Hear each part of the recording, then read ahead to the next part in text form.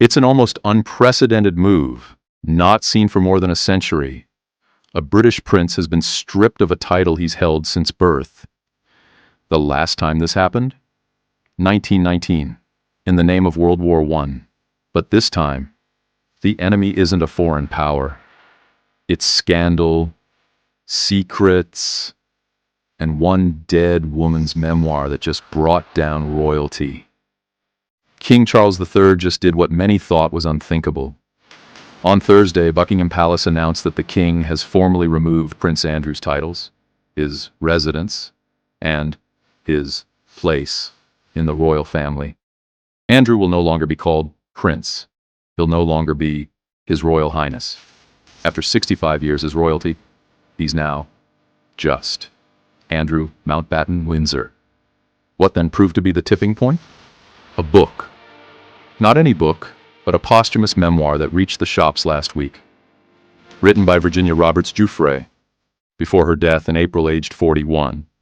In Nobody's Girl, Giuffre described 3 alleged sexual encounters with Andrew when she was only 17, saying he acted as if having sex with me was his birthright. But it wasn't just the book. Earlier this month, new emails surfaced showing Andrew had stayed in contact with convicted sex offender Jeffrey Epstein, far longer than he'd ever admitted. The walls were closing in, and the pressure on King Charles was mounting. Of course, this isn't the first time Andrew's been in the headlines for all the wrong reasons. Remember that disastrous BBC interview from November 2019? The one where he tried to defend himself, and really only succeeded in making things exponentially worse. He stepped down from royal duties after that. Then in 2022, he paid millions to settle Giuffre's civil lawsuit in New York, without acknowledging guilt, but giving a nod to her suffering as a victim of sex trafficking. Still, he kept his titles. He kept his mansion at Royal Lodge. He kept denying everything, until now. The purge is complete.